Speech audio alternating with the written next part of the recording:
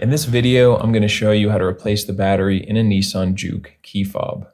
There is a 3-button version of this key fob, as well as a 4 and a 5-button version. You can see I have the 4-button version here. Most of you will be using the 3-button. It's going to look like that, and it doesn't matter which one you have. The process is going to be the same for all of them. You can just follow this video, and we will get a new battery in your device in under 5 minutes. The only things that you will need are a flathead screwdriver and one CR2032 battery. If you don't have one of these batteries lying around, or you were thinking of picking one up online anyway, go ahead and check out that first link down in the description. That'll take you over to Amazon, where you can find a listing for these batteries for a great price and just a few bucks. So once you have everything you need, let's just get started. Flip it over to the back, find this little lever or latch, hold it down while you pull out the internal key. Now looking at the bottom, right on the right side, you can see there is that little slot right there. That is where we want to put our flathead screwdriver to open this thing up. So you will need something on the smaller side, just whatever you have that can fit into this little indentation.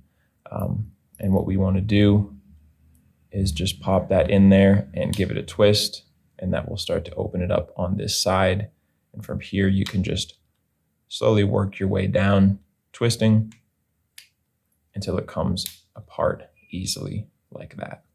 If you don't have a flathead that is the right size, I will recommend this one that I'm using here. This comes from a set of 6 precision screwdrivers. I've been using this for years. It's a really great product, and that is just a few bucks on Amazon. So if you don't have something and you want to get one, maybe with your battery, go check out that second link in the description where you can get this little set. So we're going to use the same screwdriver just to gently pry up the battery. So just come to the side of the battery, try to get under it, and just gently lift it up. There we go, CR2032. When you're putting your new battery in, you want to make sure that this positive side that has the plus and the text on it is facing down. So you will just flip it upside down and push it into place till it clicks down and sits flat in there. And that's really all you have to do. From here, we're just going to put everything back together. So go ahead and squeeze this back together and put your key in there. And you can see how simple this process really is. A lot of people end up bringing their device to the dealership where they charge you a ton of money just to swap out the battery. You can do the whole thing at home for just the price of one of these batteries.